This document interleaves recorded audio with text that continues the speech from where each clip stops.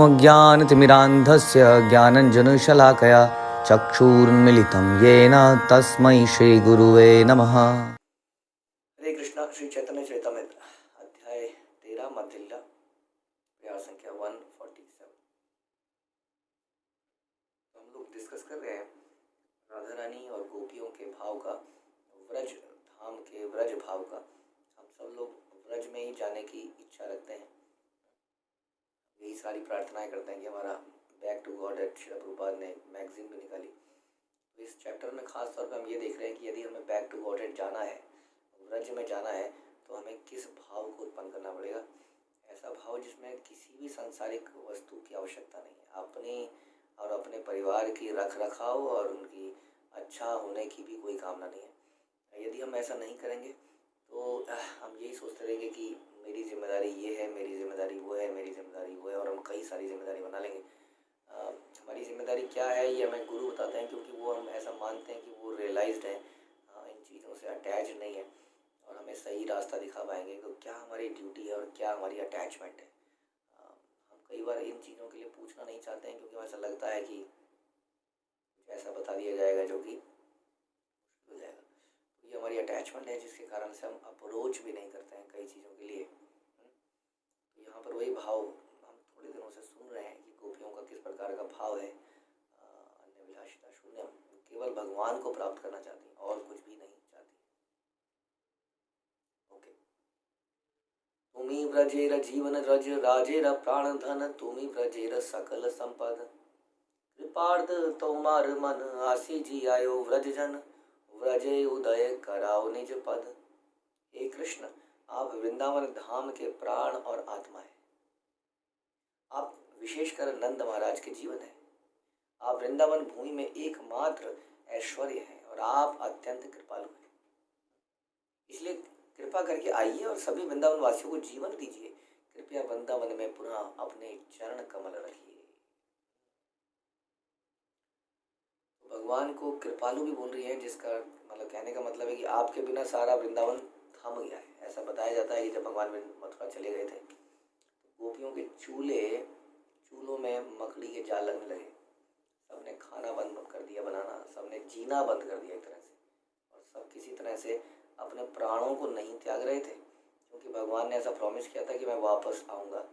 हाँ, तो ये सोचते हैं कि भगवान वापस आएंगे तो यहाँ पे क्या देखेंगे, किससे मिलेंगे, तो प्राण ही नहीं त्याग रहे थे, बस बाकी सब कुछ रुक गया था। तो ये है ब्रज का भाव। कृपा करके आइए और सभी वृंदावन वासियों को जीवन दीजिए। तो यही है हमारा जीवन। अगेन, यदि हमें वृंदावन वासी बनना है तो हमें ऐसा जीवन बनाना पड़ेगा।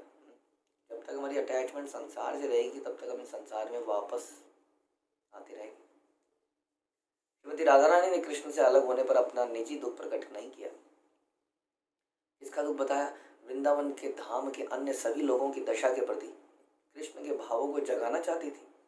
यशोदा माता, नंद महाराज, ग्वाल बाल, गोपियां, पक्षी, यमुना तट, भौरे, यमुना जल, वृक्ष, जंगल, वृंदावन से मथुरा जाने के पूर्व कृष्ण से संबंधित सारा साज सामान आदि। तो राधा रानी ये बता रही थी कि व्रज में सभी लोग इसी भाव में हैं।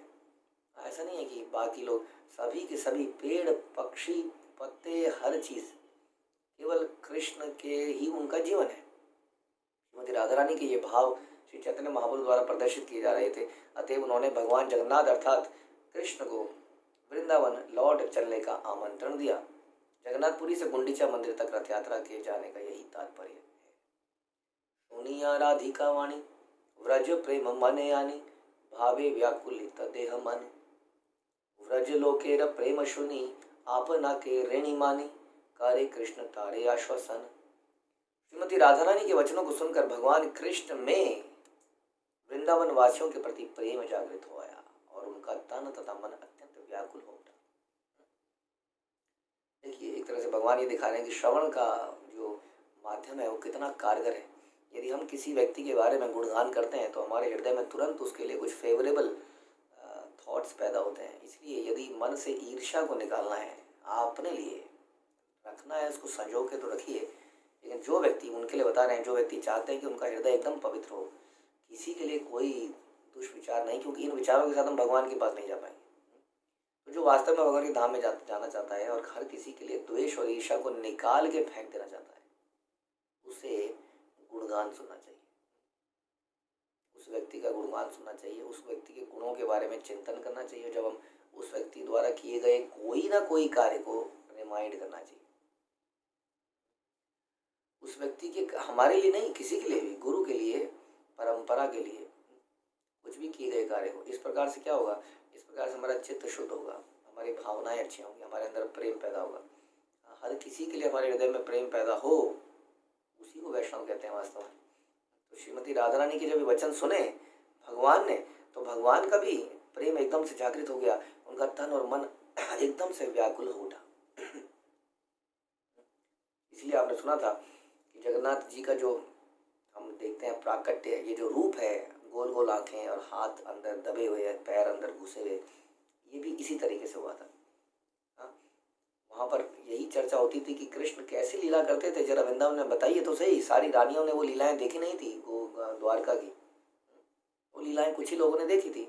उनमें से रोहिणी एक थी जो उस वक्त भी वहीं पर साथ थी द्वारका में। तो रोहिणी से पूछते थे और रोहिणी ये बोलती थी कि नहीं नहीं, अगर मैं बताऊंगी तो कृष्ण और बलराम जो है किसी दूसरे भाव में चले जाएंगे, उनको सांसारिक भाव में लाना बड़ा मुश्किल हो जाएगा। तो बड़े कहने पर भी जब वो नहीं मानी, तो रोहिणी ने भगवान की सारी बाल लीलाएं, यौवन लीलाएं जो वृंदावन में हुई थी, उनको बताना शुरू किया। और गेट के बाहर में सुभद्रा महारानी को पहरेदार की तरह खड़ा कर दिया गया। लेकिन पहरेदार ने भी जब वो कथाएं सुनी, तो पहरेदार के तो हाथ और पैर दोनों ही गायब हो गए। कृष्ण और बलराम के हाथ तो हैं, लेकिन सुभद्रा महारानी जो पहरेदार बनी, उनके हाथ पैर सभी कुछ गायब है। वो यानी कि इतने भाव में चलेगी। अब जब पहरेदारी सो जाए, तो चोर तो आ ही जाएंगे। थोड़ी देर में दो चोर आ गए, एक सफ़ेद रंग का, एक काले रंग का, और वो चोर अपनी लीलाएं सुन के चोरी करना भूल गए, उनके भी हाथ पैर गायब हो गए। इस प्रकार से यह अद्भुत रूप आया। और नारद जी इस दृश्य को कैसे रोक सकते थे। हम लोग अब कोई दृश्य देखते हैं तो तुरंत अपना कैमरा ऑन करते हैं, नारद जी को खुद ही आके कैमरा ऑन करना होता है हर जगह पर। नारद जी ट्रांसीडेंटल कैमरामैन वहाँ पहुँच गए और उन्होंने उस दृश्य को कैप्चर कर लिया और उन्होंने बोला, आज के बाद प्रभु ये दृश्य सारा संसार देखेगा। कुछ ऐसा कीजिए कि ये जो आपका मैं भाव देख रहा हूँ इस वक्त, इसको सारा जगत देख पाए। क्योंकि भगवान नारद मुनि को देखते ही अपने नॉर्मल रूप में आ गए। तब भगवान ने ये अरेंजमेंट किया कि जगन्नाथ, बलदेव और सुभद्रा का ये अद्भुत दृश्य आज हम सारा संसार देखता है, जो कि अपनी ही कथामृत को सुन के एकदम नशे में है। उनके सारे अंग अलग ही तरह के हो गए हैं, उनकी आंखें अलग तरह की हो गई हैं। तो ये ऐसी है भगवान की लीलाएं, ऐसा प्रेम जागृत हो गया। तो यहाँ पर भी यही हुआ, जब उन्होंने राधा रानी से एकदम सुना वृंदावन वासियों के बारे में, तो एकदम से व्याकुल हो गए। वो अपने प्रति उनके प्रेम की बात सुनकर भगवान ने सोचा कि वे वृंदावन वासियों के चिर ऋणी है। This is what is called, जब हम किसी का गुणों को देखते हैं, उसके द्वारा किए गए कार्यों को देखते हैं, तो हम ऋणी महसूस करते हैं। एक ओनली बहुत ही शुद्ध व्यक्ति अपने आप को ऋणी मानता है वास्तव। समझ लीजिए वो व्यक्ति बहुत ही उज्ज्वल कैटेगरी का है, जो व्यक्ति हमेशा अपने आप को कृतार्थ माने। यहाँ पर भगवान जो है एकदम वृंदावन वासियों के ऋणी मान रहे हैं अपने आप को, चिर ऋणी, यानी कि हमेशा के ऋणी। तब कृष्ण श्रीमती राधा रानी को इस प्रकार सांत्वना देने लगे। प्राण पिए सुन मोर ए सत वचन, तोमा सबार स्मरणे झूरो मुई रात्रि दिने, मोर दुख न जाने कौन जन। श्रीमती राधा रानी, कृपया मेरी बात सुनो, मैं सच कहता हूँ, मैं तुम समस्त वृंदावन वासियों की याद करके रात दिन सोता रहता हूँ, रोता रहता हूँ। कोई नहीं जानता कि इसमें मैं कितना दुखी हो जाता हूँ। तो भगवान बता रहे हैं कि ऑल्दो मैं कभी मथुरा में गया और उसके बाद में मैं चला गया द्वारका में, लेकिन वहाँ पर भी मैं दिन रात आप ही का नाम लेकर रोता रहता हूँ, मैं सोता नहीं हूँ। और ये बात सत्य सत्य हम जानते हैं कि किस प्रकार से, यही तो बात थी, किस प्रकार से द्वारका की रानियाँ बोलती हैं कि ये भगवान यहाँ पर रहते हैं इतने ऐश्वर्य में, हम उनकी निरंतर सेवा में लगी रहती हैं, लेकिन फिर भी वो सोते हुए गोपियों के नाम ले लेके रोते रहते हैं, चिल्लाते रहते हैं। आखिर क्या हुआ था ब्रज में?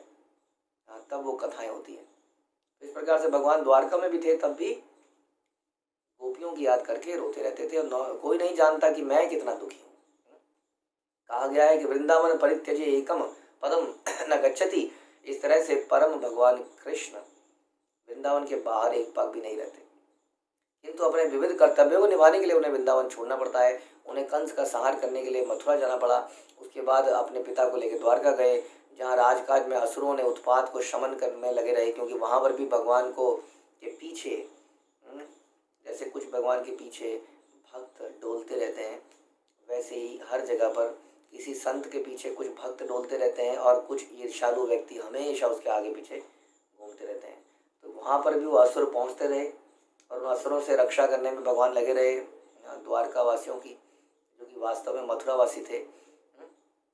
तो वृंदावन कृष्ण वृंदावन से दूर थे, किंतु वे तनिक भी सुखी नहीं रहे, जैसा कि उन्होंने श्रीमती राधा रानी से प्रकट किया। श्रीमती राधा रानी कृष्ण की प्राणधार हैं, और उन्होंने उनसे अपने मन की बात इस प्रकार करी। व्रजवासी यत जन माता पिता सखा गण सबे हय मोर प्राण सम, तार मध्य गोपी गण साक्षात मोर जीवन, तुम्ही मोर जीवनेरा जीवन। कृष्ण ने आगे कहा, वृंदावन धाम के सारे निवासी मेरे माता पिता, ग्वाल सखा और अन्य सभी मेरे प्राणों के समान हैं।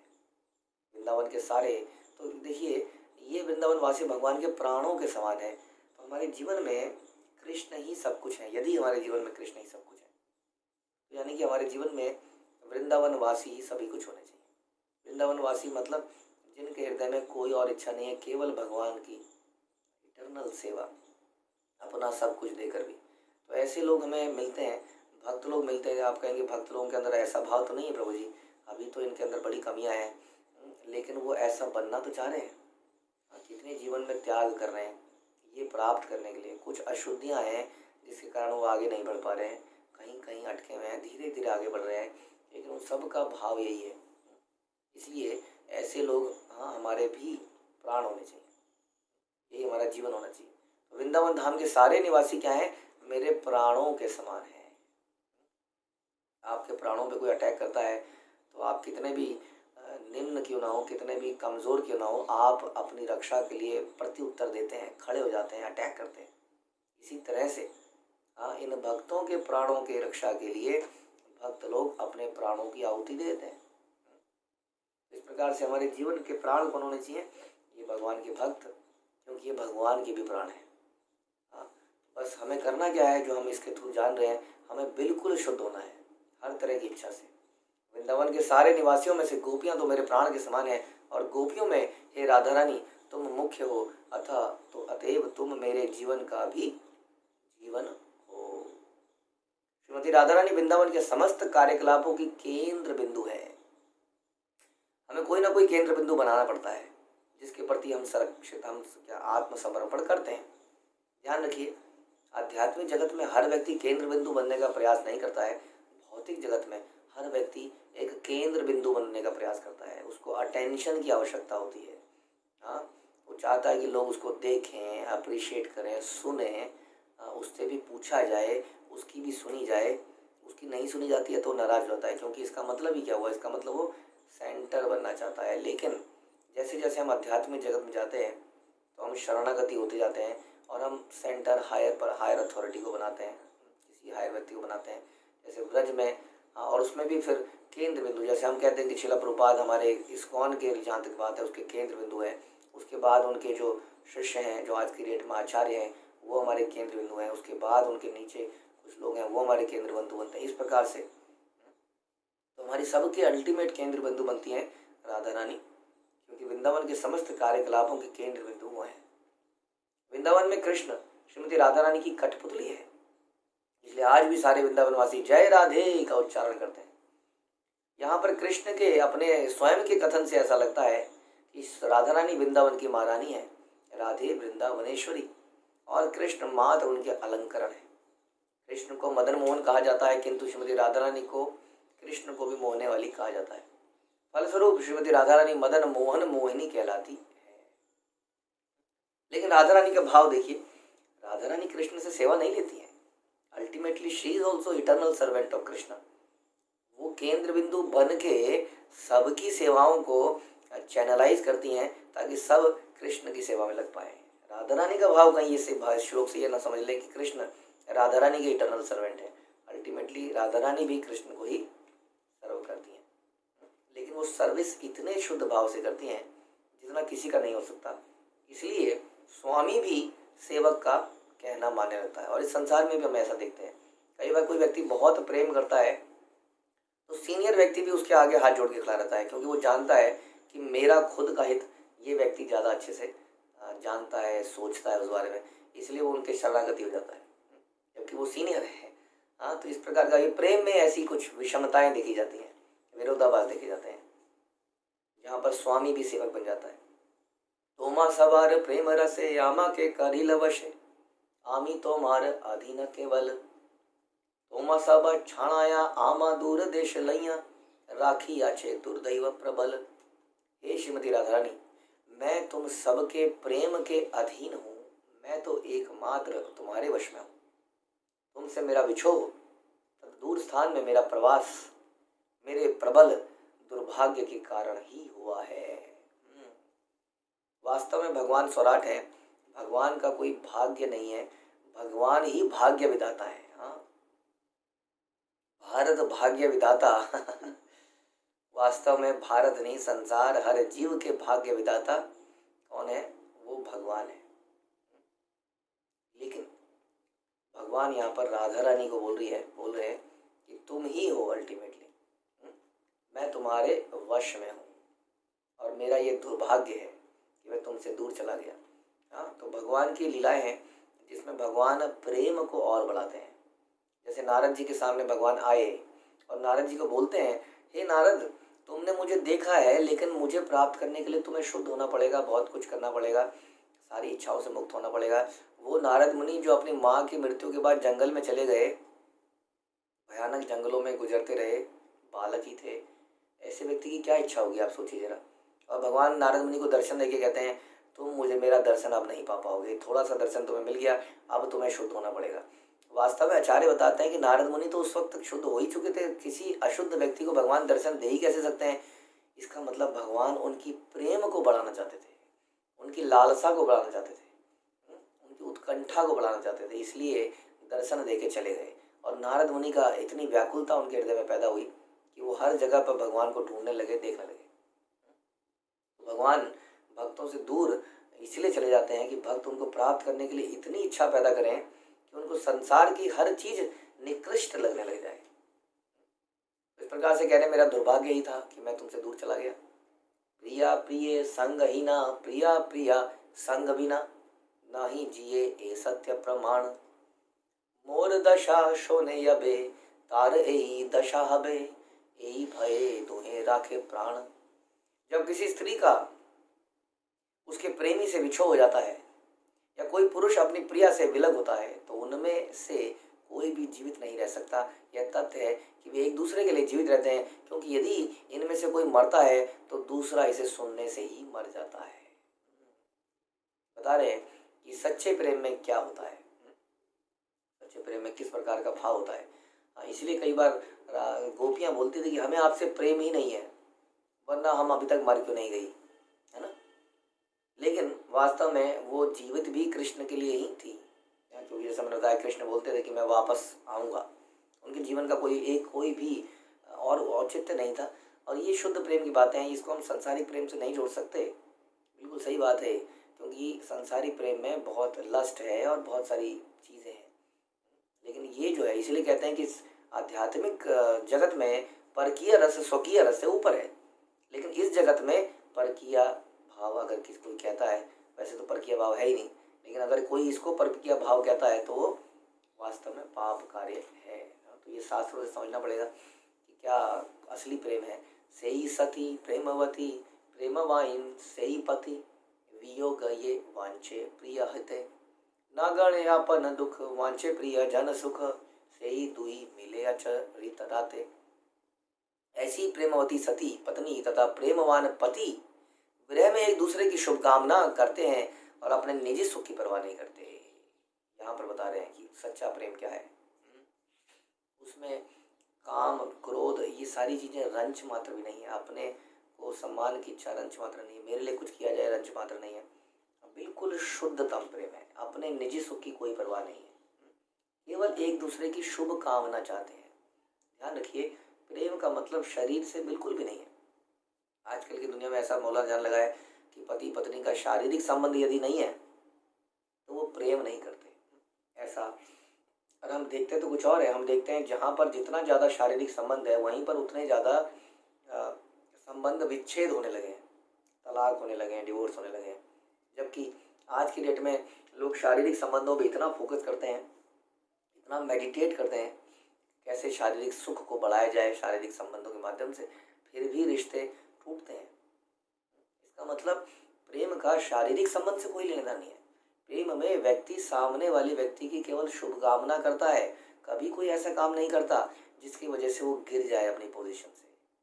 हाँ, यदि हम ऐसा करते हैं तो हमें वास्तविक प्रेम नहीं है। ध्यान रखिए, that is a material attachment भी है, लस्ट भी है। जैसे धृतराष्ट्र ने कुछ ऐसा कर दिया कि दुर्योधन का उसके जीवन का और ज़्यादा ह्रास हो गया।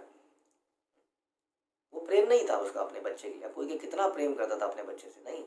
ऐसे प्रेम से क्या फ़ायदा हुआ जो उनका बच्चा अपनी पोजीशन से इतनी बुरी तरह नीचे गिर गया।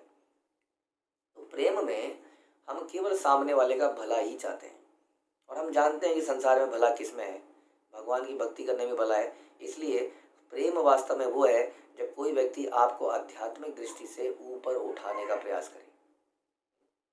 कोई व्यक्ति हमें कुछ वस्तुएं प्रदान कर दे, कुछ फिजिकल कंफर्ट दे दे, फिजिकल कुछ आराम दे दे, हमारे लिए कुछ सामान ले आए, हमारे को कुछ पूछ ले मटेरियली, हम जानते हैं कि वो असली प्रेम, वो भी चलो मान सकते हैं, लेकिन वास्तव में वो सही प्रेम नहीं है। क्योंकि पहले तो इन सारे प्रेमों में कुछ ना कुछ छुपी हुई आकांक्षाएं हैं कि तुम मुझे सेटिस्फाई करो, मैं तुम्हें सेटिस्फाई करूँगा। प्रभुपाद बोलते थे कि एक आदमी एक पुरुष के शरीर को देखता है, मेडिटेट करता है, और एक स्त्री आजकल पुरुष के शरीर को, उसके पैसे को मेडिटेट करती है। इस प्रकार से ये सच्चा प्रेम नहीं है वास्तव में। यहाँ यही समझने को मिल रहा है कि सच्चा प्रेम में क्या बता रहे हैं कि एक दूसरे की शुभ कामना करते हैं।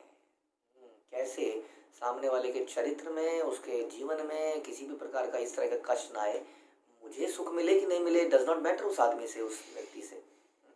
इसको सच्चा प्रेम कहते हैं, जो कि rarest of the rare commodity बनता जा रहा है।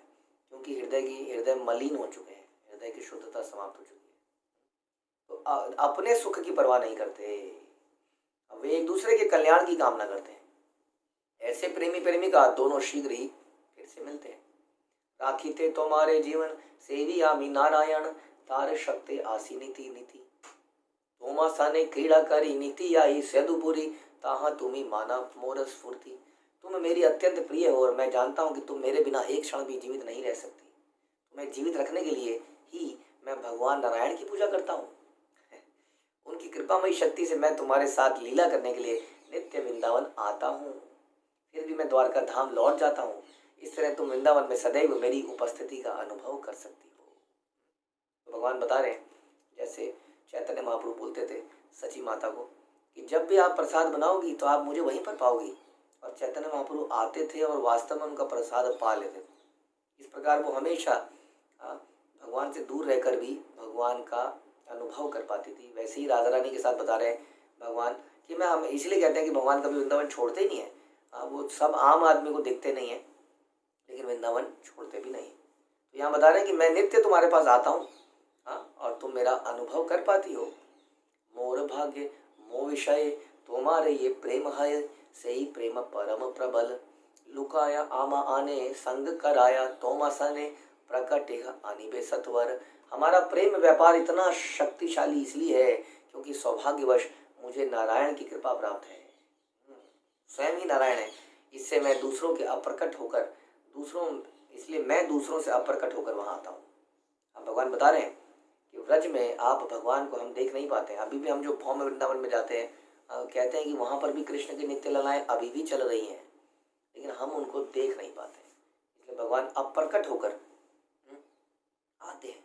मुझे आशा है कि शीघ्र ही मैं सबको दिख सकूंगा। तो ऐसा भी एक दिन आएगा जब मैं सबके सामने प्रकट भी होऊंगा। तो कृष्ण की उपस्थिति दो प्रकार से होती है, प्रकट और अप्रकट।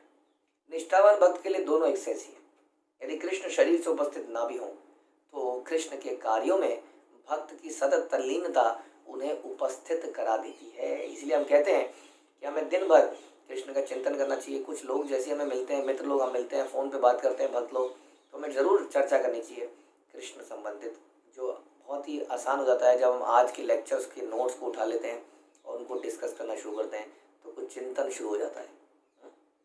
तो ये जो तल्लीनता है ये उन्हें कृष्ण का संग दे देती है। इसकी पुष्टि ब्रह्म संहिता में की गई कि प्रेमांजन छुरित भक्ति विलोचने न संता सदैव हृदयेषु विलोकयन्ति यम श्याम सुंदरम अचिंत गुण स्वरूपम गोविंदमादि पुरुषम तमहम भजामि। कि जब क्या बता रहे हैं इसमें, शुद्ध भक्त अपने उत्कट प्रेम के कारण भगवान कृष्ण को अपने हृदय में ही विद्यमान देखता है, क्योंकि वो प्रेम का अंजन लगाए होता है। आदि भगवान गोविंद की जय हो। जब वृंदावन वासियों के समक्ष कृष्ण प्रकट नहीं होते तो वे लोग उनके विचारों में सदैव मग्न रहते हैं। इसलिए उस समय कृष्ण द्वारका में रहते हुए साथ ही साथ समस्त वृंदावन के लोगों के सामने भी उपस्थित थे। और हमें चिंतन इस प्रकार से करना चाहिए, किसी सांसारिक स्त्री का, किसी सांसारिक पुरुष का चिंतन हमें नरक की तरफ लेके जाता है, हमारी चेतना को दूषित कर देता है। ध्यान रखिए। और ये बात वास्तव में सच बताएं तो ये पति पत्नी पर भी लागू होती है। हमारे संत पुरुष ऐसा बताते हैं कि पति पत्नी दोनों एक दूसरे की आध्यात्मिक उन्नति करने के लिए है। यदि कोई व्यक्ति अपनी पत्नी से भी बहुत ज़्यादा आसक्त है, आप कहेंगे ये तो वैलिड है, तो वो भी कहीं ना कहीं वो किसी स्त्री पुरुष के रिश्ते में अत्यधिक आसक्त हो रहा है। दोनों का प्रेम संबंध होना चाहिए, लेकिन प्रेम किसको कहते हैं? जैसा अभी अभी सुना, पति पत्नी को एक दूसरे की चेतना को बढ़ाने के लिए भरसक प्रयत्न करना चाहिए। उनके एक दूसरे से शरीरों से अट्रैक्ट नहीं हो जाना चाहिए कि उनकी फ़ोटो में फ़ोटो जेब में रख लें और दिमाग में चलते रहें, मैं कहीं कवि ना बन जाऊं तेरे प्रेम में, वो कविता, वो कविता लग जाते हैं, शायर बन जाते हैं। हाँ, और अपनी फ़ोटो ऐसे पर्स को बार बार खोलते हैं। पिक्चरों में देख देख के दिमाग तो ख़राब हो ही गया है। जैसे हम बता रहे थे, आजकल के लड़का लड़कियाँ फ़ोटोएँ रखते हैं एक दूसरे की। हाँ, ये बिल्कुल नरक में जाने की तैयारी है, बिल्कुल नरक में। बार बार ऐसे खोल रहे हैं, फ़ोटो देख रहे हैं, पर्स में रख दे रहे हैं। इस तरह का चिंतन कृष्ण के लिए होना चाहिए। हाँ, ध्यान रखिए, हम यही कह रहे हैं बार बार कि जब हम इस संसारी चीज़ों के लिए ऐसा अटैचमेंट पैदा करेंगे तो हम बार बार यहाँ आते रहेंगे। इस जन्म में हमारा ये पति है, एक्स पति है, एक्स पत्नी है, कुछ बच्चे हैं, अगले जन्म में हम फिर से कुछ बच्चे पैदा करेंगे, फिर से पत्नी करेंगे। इस प्रकार से यहाँ बार बार आते रहेंगे। तो हमारा चिंतन कैसा होना चाहिए? कृष्ण का चिंतन होना चाहिए बार बार। दोनों पति पत्नी एक दूसरे को ये याद दिलाएं, क्या तुमने कृष्ण का ध्यान किया? तभी बच्चे आ जाएं, मम्मी आपने कृष्ण का ध्यान किया, प्रसाद बनाते हुए, भोग बनाते हुए। इस प्रकार से सारा परिवार कृष्ण कृष्ण करे तो ये समझ लीजिए असली परिवार है। और उस परिवार का प्रेम आप देखेंगे, आप कहेंगे नहीं परिवार में प्रेम नहीं रहेगा, ये सब ढकोसला है। काहे का प्रेम है आज की डेट में? बताइए। धीरे धीरे फैमिली टूटती जा रही है। काहे का प्रेम है? क्योंकि कृष्ण सेंटर में नहीं है ना। सेंटर में हमने सबने अपने आप को बना लिया, इसलिए परिवार में झगड़े होते हैं। तुमने मुझे ये नहीं किया, तुम मुझसे मिलने नहीं आए, तुम मेरे पास बैठे नहीं। अब दोनों का ये बोला, अगर एक बच्चा ये बोले माँ तुम कृष्ण के सामने बैठे नहीं, और माँ अचानक से यार बेटा तो आज जब पे नहीं बैठा, तभी वो बच्चा है माँ आज प्रसाद आपने 15 मिनट ढंग से भाव से नहीं लगाया, ऐसा लगा जल्दी से लगा दिया। जब सारे का सेंटर एक होगा, देखिए उस परिवार में हमेशा एकता रहेगी। हाँ, और प्रेम रहेगा और वो भगवत धाम भी चले जाएंगे।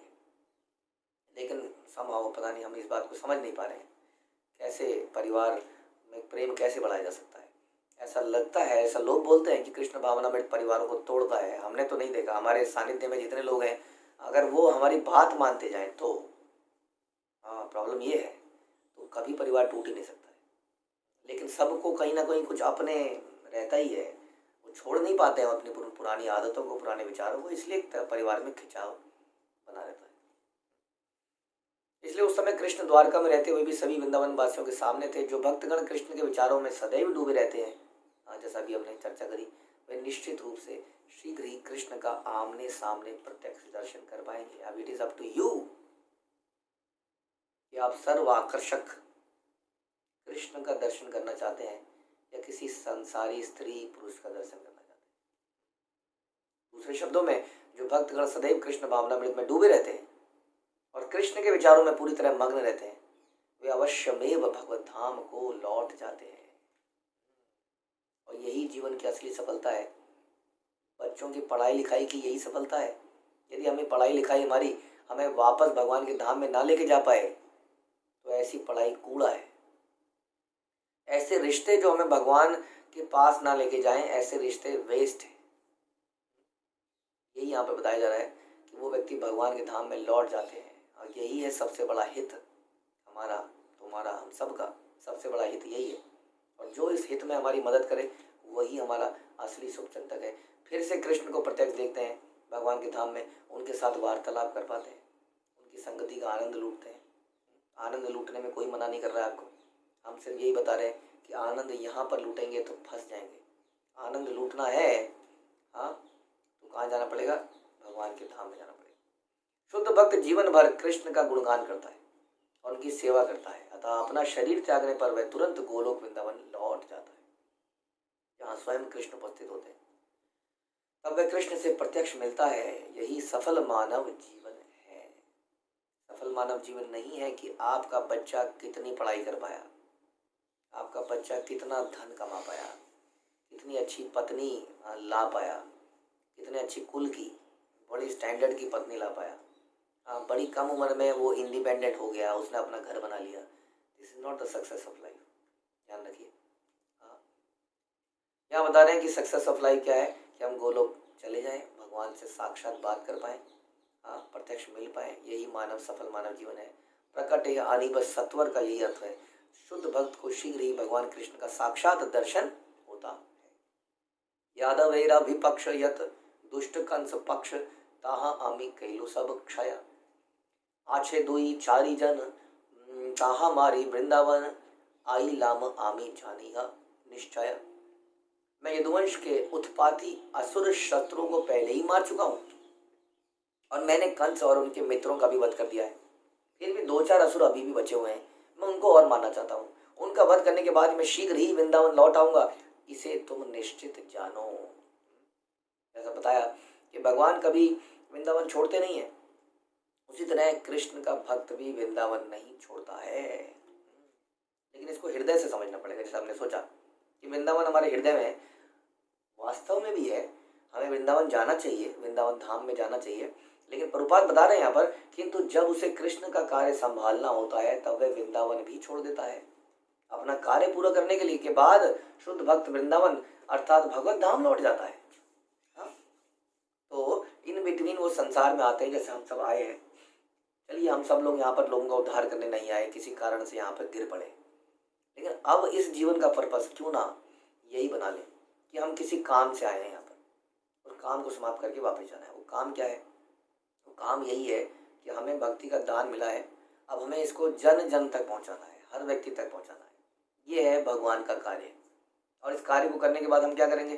फिर से वृंदावन लौट जाएंगे, धाम लौट जाएंगे।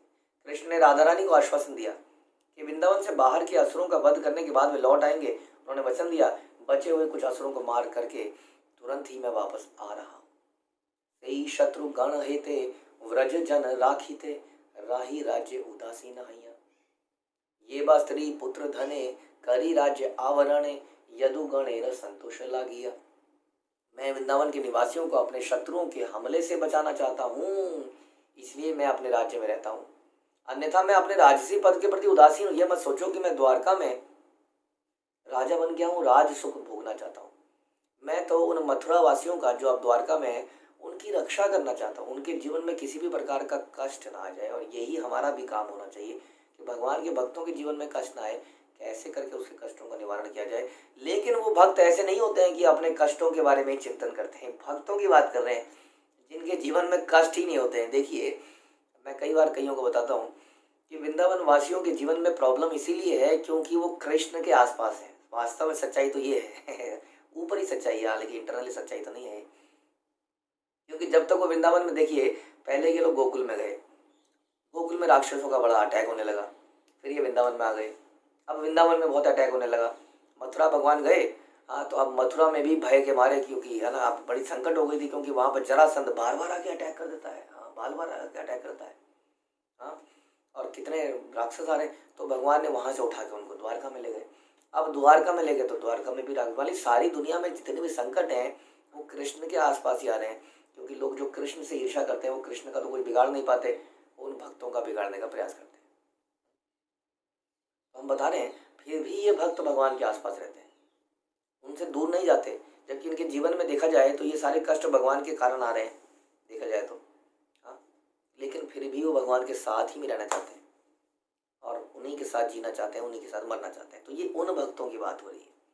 इसका मतलब कई लोग सोचते हैं, हाँ प्रभु जी मैं भी तो ये कह रहा हूँ, मेरे भी तो कष्ट है, कल शाम से घर का पानी की टंकी खराब हो रही है, आपने कोई भक्त नहीं भेजा अब तक, क्या करूँ मैं? अब मेरा बिजली का मेरा इन्वर्टर नहीं लगा है, हम क्या करें? और यहाँ तक सब बेकार है। हम सोचते थे कि बहुत बढ़िया रहेगा, सुना था गाजियाबाद में आके आनंद रहेगा। क्या आनंद है प्रभु जी? मेरी ये भी समस्या है, मेरी वो भी समस्या है, मेरे बेटे का एडमिशन नहीं हो रहा है, मेरे नल खराब है, मेरा ये है। ये वृंदावन वासियों की बात नहीं हो रही है। कुछ और ही है वो जो आज हम चर्चा सुने। कोई और अभिलाषा नहीं है उनके जीवन में, वो किसी कष्ट को कष्ट नहीं मानते हैं, वो ये मानते हैं कि जीवन किसी तरह से बिताना है, जीना है, जो ऐसे भक्त हैं। हाँ, लेकिन एनीवे, क्योंकि हमें यही सिखाया गया हमारी गुरु परंपरा से कि यदि कोई कृष्ण का नाम लेता है तो प्रयास कर रहा है शुद्ध बनने का, तो भी उसकी मदद करना हमारी जिम्मेदारी समझते हैं हम लोग। हम तो ये दूसरी बार इसलिए बता रहे हैं कि कई व्यक्ति की एक्सपेक्टेशन फिर ऐसी हो जाती है। लेकिन फिर भी हमारा भक्तों से यही रिक्वेस्ट है कि कोई भी भक्त, चाहे वो अपनी पॉट की शिकायत आपसे कर रहा हो, मेरे पॉट की टंकी ठीक से नहीं आ रही है, आप इसको ठीक क्यों नहीं करते, तो हमें तुरंत बोलना चाहिए, जी प्रभु जी, जी माता जी, मैं आपका सेवक अभी ठीक किए देता हूँ, कोशिश करता हूँ। कोई अगर मैटीरियली भी कोई सारी समस्याएं रख रहा है तो फिर भी कोशिश कीजिए, क्योंकि उससे आपका जरूर शुद्धिकरण होगा और उस व्यक्ति का भी किसी दिन तो उसकी आंखें खुलेंगी कि मैं कब तक इन्हीं चीज़ों के लिए बोलता रहूँगा। तो फिर भी हमें कोशिश करनी चाहिए, हमारे लिए तो ये सेवा का मौका है और यही तो हमें चाहिए था। इसी से तो हमें विनम्रता आ सकती है हमारे हृदय में कि हम कैसी भी स्थिति में उनकी कैसी भी सेवा कर रहे हैं, चाहे वो हमें कुपात्र भी लग रहे हैं, फिर भी हम सेवा कर रहे हैं। क्यों? क्योंकि हम अपने को सबसे निम्न मान रहे हैं। यही उदाहरण है अपने आप को सबसे निम्न मानने का। इसे कि नए भक्त के लिए भी हम उसके घर के सामान शिफ्ट करने में लग जा रहे हैं, जबकि ये कार्य तो उसका है। बाहर से लेबर मंगाई जाए तो 2-3 हज़ार रुपये में लेबर मिल जाती है, लेकिन फिर भी भक्त लोग लग जाते हैं उनका सारा सामान उठाने में, अपने कंधों को तोड़ते हैं। वो बोल सकते हैं कि भैया बाहर से क्यों नहीं मंगाते आप लोग, लेकिन फिर भी क्योंकि उन्हें सेवा का मौका मिलता है। इस प्रकार से दोनों की चेतना के बारे में हमने डिस्कस किया कि कैसी होनी चाहिए। तो ये है भक्त।